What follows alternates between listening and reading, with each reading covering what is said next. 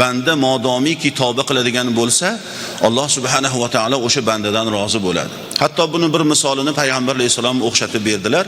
Bir odamni moli, ya'ni o'zi yeguligi, ichadigan narsalari hammasi bir ulovida turuvdi, tuyasida turuvdi masalan. Shu tuyasi bilan sahro bo'ylab ketayotdi. Ba'zi hojatlari uchun to'xtagan vaqtida tuyasi yechilib ketdi. Endi tasavvur qilaylik, qayerga boradi, qayerga boradi? Nima qilaman, nima qo'yaman deb turibdi.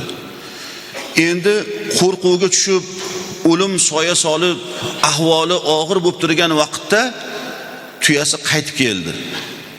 Tuyasining ovozi eshitilib qoldi. Shoshib orqasiga qarasa, tuyasi turibdi. Banda qanaqa xursand bo'lib ketadi shunda? Siz umidingizni hamma narsadan uzgansiz, hamma narsadan. Shunda bir mujda paydo bo'lsa, sizni o'sha qo'rqayotgan, tashvishga tushayotgan narsangizdan omonlik kelsa, qanday xursand bo'lasiz? Alloh sizni yetkazdi deb xursand bo'lib ketamiz-ku.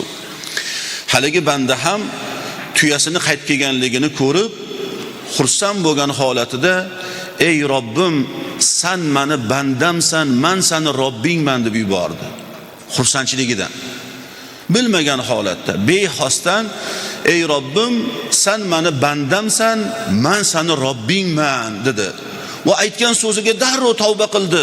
Ey Robbim, sen meni Robbimsan, men seni xatokor bandangman, qulingman dedi. Alloh subhanahu va taolo uni kechirdi dedilar.